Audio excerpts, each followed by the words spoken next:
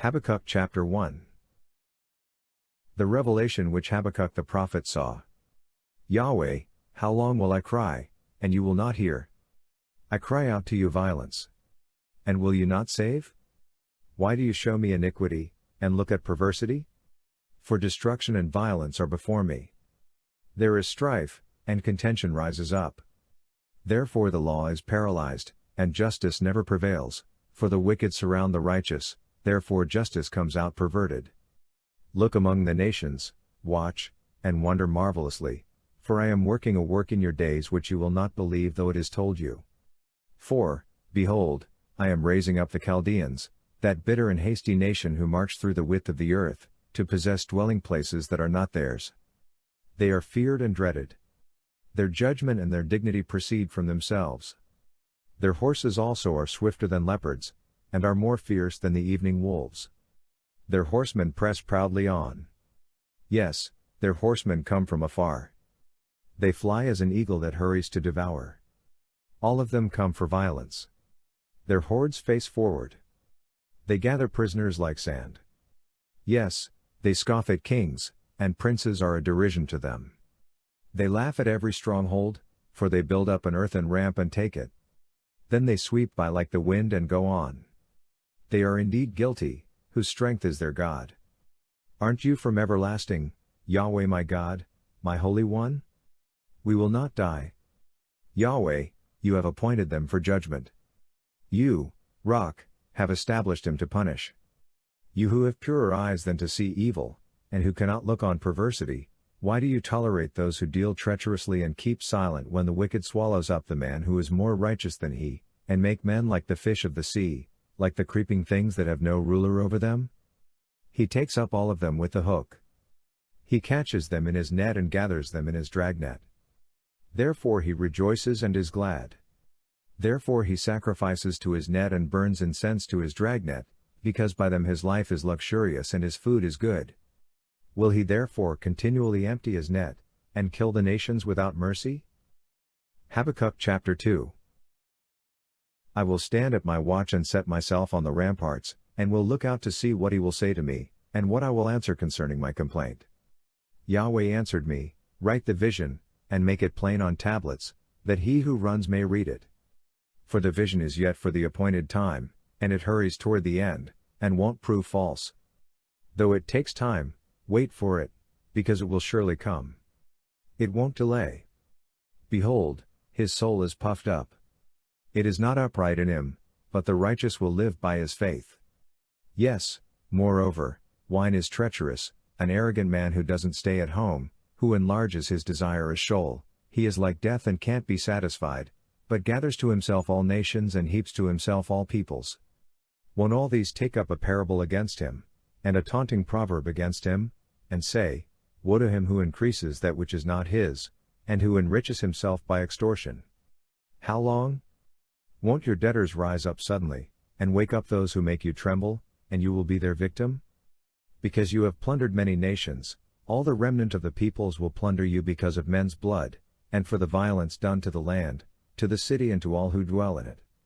Woe to him who gets an evil gain for his house, that he may set his nest on high, that he may be delivered from the hand of evil. You have devised shame to your house by cutting off many peoples, and have sinned against your soul. For the stone will cry out of the wall, and the beam out of the woodwork will answer it. Woe to him who builds a town with blood, and establishes a city by iniquity.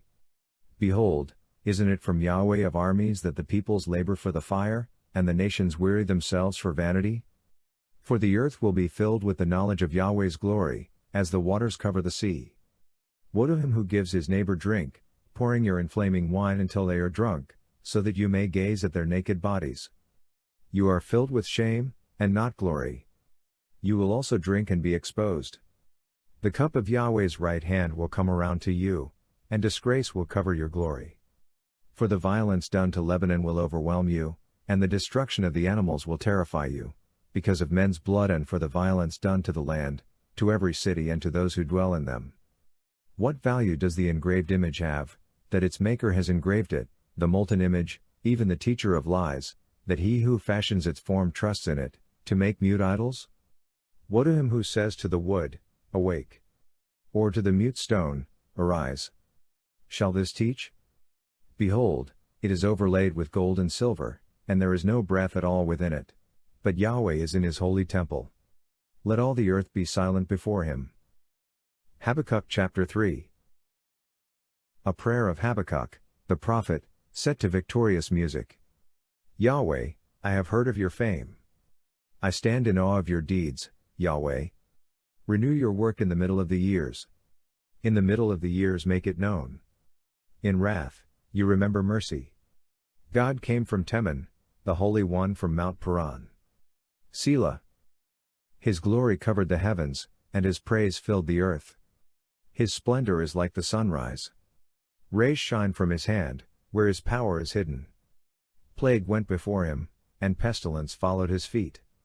He stood, and shook the earth. He looked, and made the nations tremble. The ancient mountains were crumbled. The age-old hills collapsed. His ways are eternal. I saw the tents of Cushan in affliction.